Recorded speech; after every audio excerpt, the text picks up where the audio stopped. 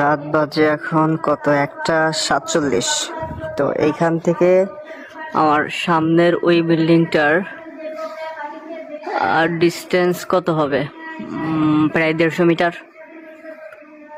8 তলায় কোনো ভাই পড়তেছে, তো সম্ভবত ইন্টার সেকেন্ডারি স্টুডেন্ট, কেমিস্ট্রি পড়তেছে। ওর পড়ার গুতায় ঘুমিয়ে গেছে, আমার এলাকা ধরে কাঁপতেছে, মানে ছোটখাটো ভূমিকম্প উঠাই দিছে ও। এখন ওর জন্য আশেপাশের যত স্টুডেন্ট আছে সবগুলা মাই খাবে, গার্ডিয়ান গুলা পিটাবে, দেখ পড়ে কেমনে, এমনি পড়তে হয়। মানে ওর এইম হচ্ছে আমি তো জ্বলতেছি, পাশের গুলার ও জ্বালাবো।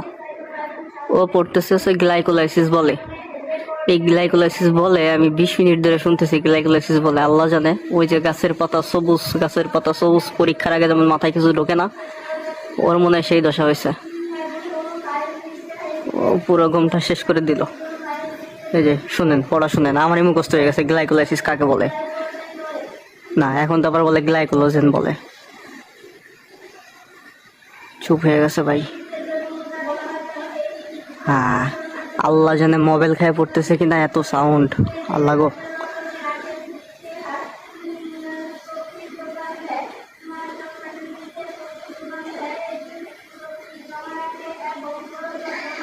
পড় ভাই, তুই পড়, কানে হেডফোন লাগাই ঘুমাইতে হবে। আল্লাহ হাফেজ।